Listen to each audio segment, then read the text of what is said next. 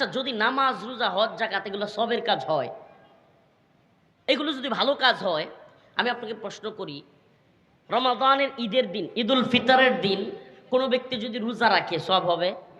নফল রোজা রাখা এটা সওয়াব না গুনাহ? নফল রোজা রাখা তো সওয়াব।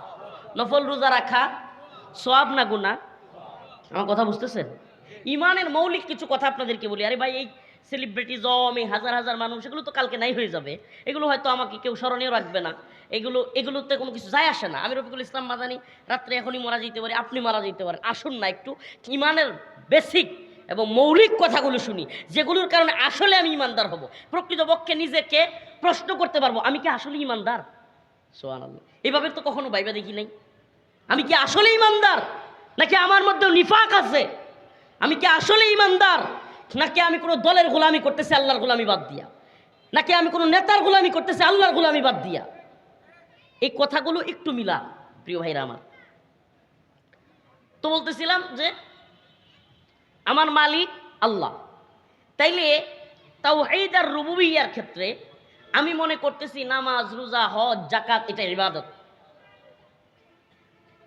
তাইলে নফল রোজা রাখলে যেহেতু সওয়াব, কেউ কি ঈদের দিন রোজা রাখলে সওয়াব হবে? কেন সওয়াব হবে না গুনাহ হবে? ওলামায়ে কেরাম আছেন, সওয়াব হবে না গুনাহ হবে? ঈদুল আজহার দিন রোজা রাখলে, আচ্ছা কোনো ব্যক্তি যদি সূর্য উদয়, নফল নামাজ পড়া, রোজা বাদ দেন, নফল নামাজ পড়া সওয়াব না গুনাহ? সওয়াব না গুনাহ? তাইলে নফল নামাজ যদি কোনো ব্যক্তি আসরের পরে, সূর্যাস্তের সময় পড়ে, কিংবা সূর্য উদয়ের সময় পড়ে, সওয়াব হবে তার? বলেন সওয়াব হবে নাকি গুনাহ হবে? প্রিয় ভাইয়েরা আমার, বোঝা গেল নামাজ পড়াই মাকবুল ইবাদত না, রোজা রাখাই মাকবুল ইবাদত না, উনার হুকুম মানাই, কথা কয় না, উনি যখন আল্লাহ যখন পড়তে বলেছেন তখন পড়া ইবাদত, আল্লাহ যখন নিষেধ করেছেন তখন সেটা না করা। সুবহানাল্লাহ। আমার প্রশ্ন, তাহলে নামাজের কথা আল্লাহ বলছে, সুদের কথা কে বলছে? নামাজের কথা, তাইলে সুদ হারাম এটাও কে বলছে? আহাল্লাল্লাহুল বাই'a ওয়া হাররামার রিবা, ক্রয় বিক্রয় হালাল, সুদ। তাইলে বাংলাদেশে সুদের ব্যাংকের লাইসেন্স আছে না নাই? আমরা টাকা রাখি না রাখি না? সুদ খাই কি খাই না? এখন আওয়ামী লীগ ক্ষমতার দ্বন্দ্বে, ক্ষমতার প্রশ্নে এখন একটু জ্বালা যন্ত্রণা শুরু হয়ে গেছে, তাগর নেত্রীর ক্ষমতা নিয়ে গেছে, এখন খালি ডক্টর মোহাম্মদ ইউনূসরে সুদকর কয়। আরে বেটা, ইউনূস সুদকর কি? সকল এই নেতা নেত্রী যেগুলো ছিল, বিএনপি ক্ষমতায় ছিল, আওয়ামী লীগ ক্ষমতায় ছিল, কিংবা জামাত সহ যেগুলোই ক্ষমতায় ছিল, রাষ্ট্রীয়ভাবে সুদ ছিল, মানে রাষ্ট্রীয় ক্ষমতায় যেগুলো ছিল নেতা নেত্রী সবগুলো সুদের লাইসেন্স দিয়েছে, সব সুদকর, সব সুদকর, সব সুদকর। কেন? রাষ্ট্রীয়ভাবে সুদের লাইসেন্স ছিল না? বলেন না, সুদের লাইসেন্স ছিল কি ছিল না? শুধু কি গ্রামীণ? এমন বলবে হুজুর দেখছো ইউনূসকে ভালো বানাই দিচ্ছে। আর বেটা, ইউনূস আমার বাপের কেউ লাগে না, আমি ইউনূসেরটা খাই না, আমি আল্লাহরটা খাই। এখনো তাইলে মোল্লা মৌলবী চিনোই না বেটা, বাটপা। আমরা কারোটা খাই না, আমরা কারো পক্ষে কথা বলি না। আল্লাহর এই দ্বীনের জন্য, ঈমানের জন্য, এই ভূমির জন্য হাসিনার বিরুদ্ধে গিয়েছি। ডক্টর মোহাম্মদ ইউনূস কেন, আগামীর সরকার কেন, পুরো পৃথিবীর ক্ষমতাকে চ্যালেঞ্জ করব ইনশাআল্লাহ। এক আল্লাহর জন্য জীবন দিতে আমরা প্রস্তুত। আমরা কারোটা খাই না, কারোটা পড়ি না, আল্লাহর টাকায় আল্লাহরটা পড়ি। যতদিন এই জবান চলবে আল্লাহর জন্য। তো খুদাই কাউরে বলতে তো মজা লাগে।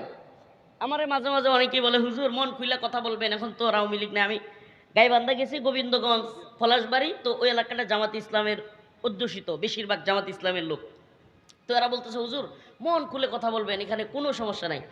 আমি বলছি ভাই শুনেন, আলহামদুলিল্লাহ যে আল্লাহ পাকের একটা শুকরিয়া যে আমি কখনোই বলতে পারি নাই যে অমুক সময় বলতে পারি নাই, এখন বলবো, এটা মনে হয় নাই আমার। কারণ আমি বিশ্বাস করি,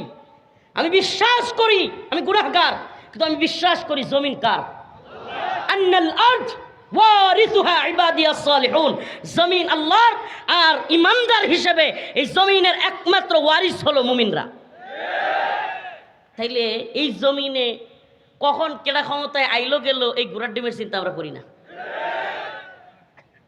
আমার জমিনে, আল্লাহর জমিনে আল্লাহর কথা হবে, এই জন্য কারো পরোয়া কখনো করি না, ইনশাল্লাহ করব না। তো যদি বাধা আসে, তো হাসিনার পরিণতি যা হয়েছে ওগুলোরও তাই হবে। হুজুর যদি বাধা দেয়, যদি আবার জেলে নেয়, আরে ভাই জেলে তো আমরা যামই, জেলে রিমান্ড, ফাঁসি, নির্যাতন, এগুলো তো সুবহানাল্লাহ আমাদের সালাফদের ইতিহাস। আমাদের সালাফ, আমাদের এমন কোনো ইমাম নাই যিনি জেলে যান নাই, সুবহানাল্লাহ। ইমাম আহমদ ইবনে হাম্বল, ইমাম মালিক, ইমাম শাফিঈ, এমনকি আমাদের ইমাম আল ইমামুল আযম ইমাম আবু হানিফা, একজনও নাই যারা জালেমের জিন্দানখানায় বন্দী হয় নাই। আপনাদেরকে আরেকটা মজার তথ্য দেই, এটা অনেকে জানে না। আমাদের সালাফগণ, ইমামগণ সব সময় এন্টি গভর্নমেন্ট ছিলেন। কি ছিলেন বলেন না, কি ছিলেন? সব সময় যে সরকার আসতো তার বিরুদ্ধে। কেন? কারণ সরকারগুলো জুলুম করত, সরকারগুলো অত্যাচার করত, আল্লাহর বিরুদ্ধে আইন প্রণয়ন করত, এই জন্য সব সময় তারা কি ছিলেন। আর এখন আমাদের অনেককে পাওয়া যায় প্রেজেন্ট গভর্নমেন্ট পার্টি। ওরে বাবা, সব সরকারের সময় সে সুবিধাভোগী, সব সরকারের সময় সে বড় সম্মানী, বড় হুজুর, বড় আল্লামা। আল্লামা আওয়ামী লীগের সময়ও আওয়ামী লীগের মঞ্চে যাইতো, আল্লামা এখন ভালো অবস্থানে বিএনপি আছে, তাদের মঞ্চ বিশাল খাতির, অভাব নেই। আল্লাহ আমাদেরকে হেদায়েত দান করুক, বুঝার তৌফিক দান করুক। আল্লাহ তাআলা ওই সমস্ত আল্লামা হওয়ার আগে কবরে যাওয়ার তৌফিক দিক।